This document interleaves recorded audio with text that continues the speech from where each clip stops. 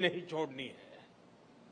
Olympics के बाद विनेश से भी मैंने यही कहा था और मुझे खुशी है कि उन्होंने निराशा को पीछे छोड़ते हुए श्रेष्ठ प्रदर्शन किया। बॉक्सिंग हो, जूडो हो, कुश्ती हो, जिस प्रकार बेटियों ने डोमिनेट किया वो अद्भुत है। नीतू ने तो प्रतिद्वंदियों को मैदान छोड़ने पर ही मजबूर कर दिया। हरमनप्रीत के नेतृत्व में पहली बार नहीं, क्रिकेट में बेहतरीन प्रदर्शन किया है। सभी खिलाड़ियों का प्रदर्शन बेहतरीन रहा है, लेकिन रेणुका की स्विंग का तोड़ किसी के पास अभी भी नहीं है। दिग्गजों के बीच टॉप विकेट टेकर रहना कोई कम उपलब्धि नहीं है। इनके चेहरे पर भले ही शिमला की शांति रहती हो, पहाड़ों की मासूम मुस्कान रहती हो, लेकिन उनका एग्रेशन बड़े बड़े बैटर्स के हौसले पस्त कर देता है। ये प्रदर्शन निश्चित रूप से दूर सुदूर के क्षेत्रों में भी बेटियों को प्रेरित करेगा, प्रोत्साहित करेगा। साथियों, आप सभी देश को सिर्फ एक मेडल नहीं, सिर्फ सेलिब्रेट करने का, गर्व करने का अवसर ही देते, ऐसा नहीं है, बल्कि एक भारत श्रेष्ठ भारत की भावना को आप और सशक्त करते हैं। आप खेल में ही नहीं, बाकी सेक्टर में भी देश के युवाओं को बेहतर करने के लिए प्रेरित करते हैं। आप सभी देश को एक संकल्प, एक लक्ष्य के साथ जोड़ते हैं, जो हमारी आजादी की लड़ाई की भी बहुत बड़ी ताकत थी। महात्मा गांधी, नेताजी सुभाष चंद्र बोस, मंगल पांडे, तात्या टोपे, लोकमान्य तिलक, सरदार भगत सिंह, चंद्रशेखर आजाद, अशफाक उल्लाह खां, रामप्रसाद बिस्मिल, अनगिनत सेनानी, अनगिनत क्रांतिवीर, जिनकी धारा अलग थी लेकिन लक्ष्य एक था।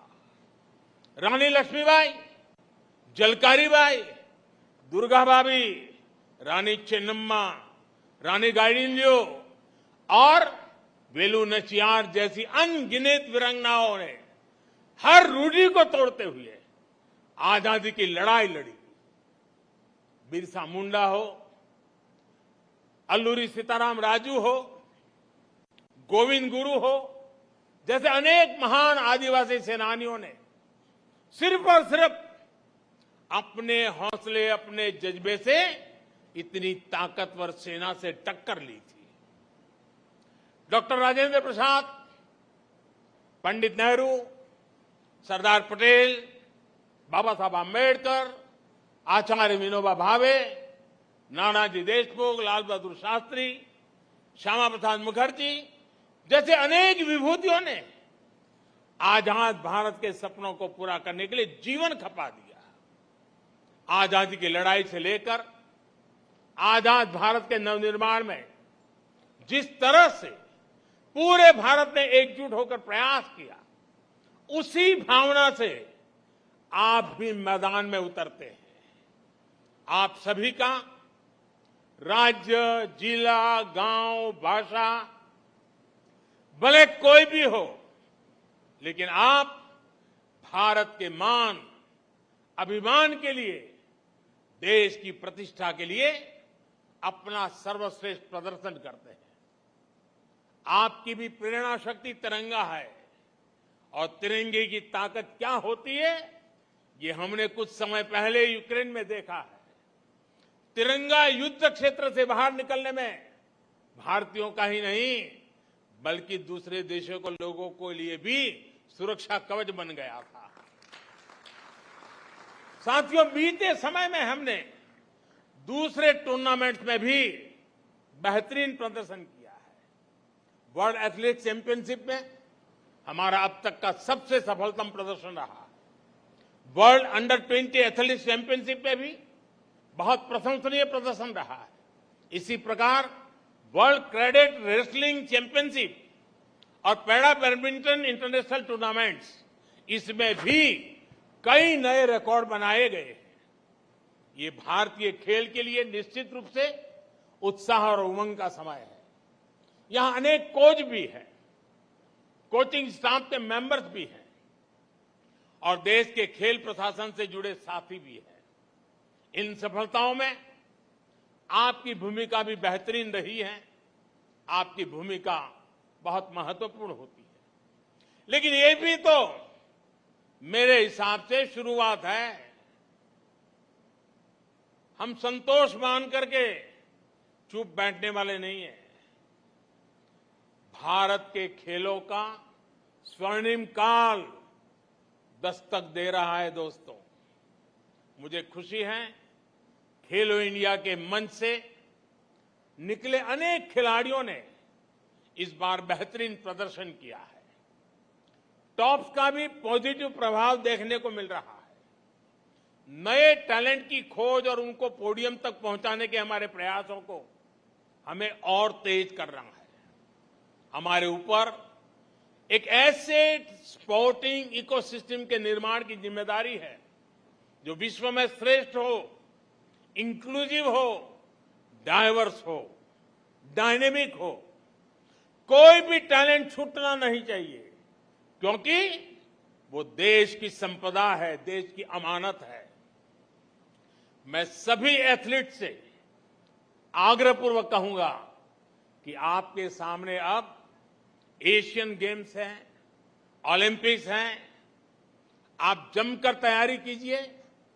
आजादी के 75 वर्ष पर मेरा आपसे एक और आग्रह है। पिछली बार मैंने आपसे देश के 75 स्कूलों, शिक्षण संस्थानों में जाकर बच्चों को प्रोत्साहित करने का आग्रह किया था। मीट द चैंपियन अभियान के तहत अनेक साथियों ने व्यस्तताओं के बीच ये काम भी किया है। इस अभियान को जारी रखें। जो साथी अभी नहीं जा पाए हैं, उनसे भी मेरा आग्रह है कि आप जरूर जाएं। आपको देश का युवा अब रोल मॉडल के रूप में देखता है और इसलिए आपकी बातों को वो ध्यान से सुनता है। आपकी सलाह को अपने जीवन में उतारने के लिए वो उतावला है और इसलिए आपके पास ये जो सामर्थ्य पैदा हुआ है, जो स्वीकृति बनी है, जो सम्मान बढ़ा है, वो देश की युवा पीढ़ी के लिए भी काम आना चाहिए। मैं फिर एक बार आप सबकी इस विजय यात्रा को अनेक अनेक शुभकामनाएं देता हूं, बहुत बहुत बधाई देता हूं। धन्यवाद। तो आप प्रधानमंत्री नरेंद्र मोदी को सुन रहे थे। इस बार कॉमनवेल्थ गेम्स में भारत की झोली में कुल 61 पदक आए हैं, जिसमें आप प्रधानमंत्री नरेंद्र मोदी को उन तमाम खिलाड़ियों को संबोधित करते हुए सुन रहे थे जो पदक लेके देश को गौरवान्वित कर रहे हैं। और आप देख रहे हैं तस्वीरें इस समय कार्यक्रम के दौरान की। ये बड़ी खबर और बड़ी तस्वीर। 15 अगस्त से पहले एक संदेश यहां जाता है कि खेल के प्रति बढ़ती जागरूकता और लोगों की रुचि देश का नाम पूरी दुनिया में रोशन कर रही है। प्रधानमंत्री नरेंद्र मोदी ने उन तमाम खिलाड़ियों को शुभकामनाएं दी जिन्होंने देश की झोली में पदक लाए और भारत को नंबर 4 पर पहुंचाया।